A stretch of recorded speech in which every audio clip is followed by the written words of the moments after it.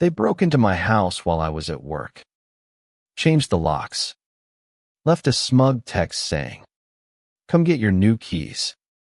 And just like that, the Homeowners Association thought they had the upper hand. What they didn't know, they were messing with the guy who built their entire security system. My name is Jake Hollis. I'm 35, a military veteran turned cybersecurity engineer. I moved to Rosefield Estates for peace and healing after my wife, Natalie, passed away from cancer. I didn't expect to be dragged into a political HOA war. But the moment Eleanor Grant became president, everything changed. Eleanor wasn't just another HOA president. She was backed by a shady land acquisition group known as Barristan Development. They had a quiet plan: force residents out, buy homes below market value, and flip the neighborhood into a gated luxury retreat. And guess what? My house stood right in the path of their planned entrance road. At first, it started small. Violation letters for nonsense like non-regulation curtain colors or my grass being a quarter-inch too high. Then came fines for business activity because I worked remotely with international clients. I pushed back, politely but firmly. That's when Eleanor's smile turned into a sneer. They tried to wear me down. One night, I caught her right-hand man, Marvin, planting a motion camera disguised as a sprinkler head on my front lawn. That was the moment I knew it wasn't just petty power tripping. This was a strategy, an organized push to pressure me out. But they made one big mistake. They forgot I'm the guy who designed the network of cameras, sensors, and digital locks protecting this entire community.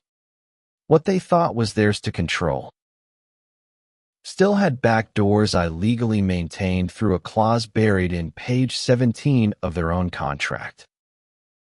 So when I got that smug text about my locks being changed due to a gas leak inspection, I didn't panic. I activated my surveillance app and watched in real time as Eleanor, Marvin, and a locksmith I recognized as Fred from Secure Tech broke into my home. No protective gear, no gas crew, just 3 people rummaging through my drawers. They weren't looking for leaks. They were looking for leverage.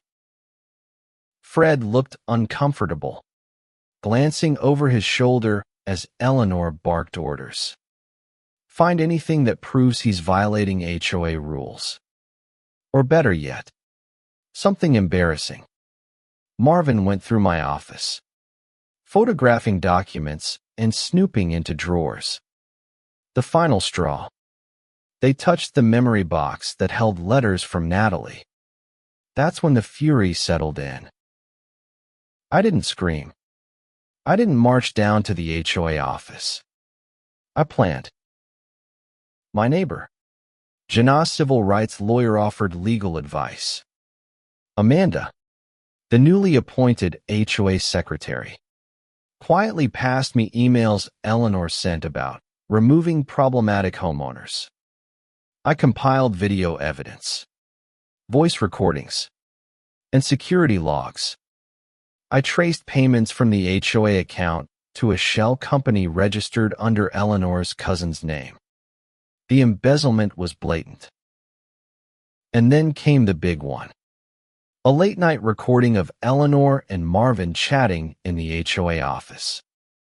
We need 10 more families to sell by next quarter. Hollis is the holdout. Hit him hard. If we get this deal done, we split the $100,000 bonus. I backed up everything to cloud storage. When they tried to shut off my water and power, I stayed ahead with backup batteries and solar. When they planted bugs inside my house, my secondary system recorded every move they made.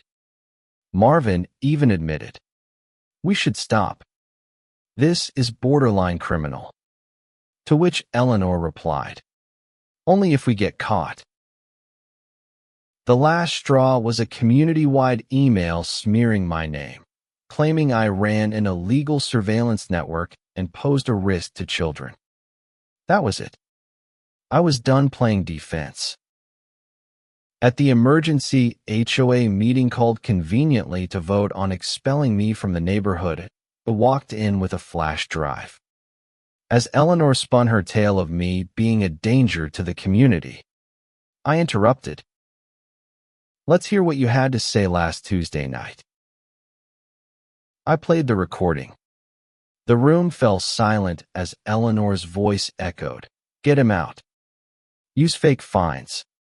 Cut utilities. Whatever it takes. We need that land. Then I showed photos of Marvin breaking into my home. Videos of Eleanor going through my belongings. Financial records showing tens of thousands siphoned to a shell account. Amanda confirmed their authenticity.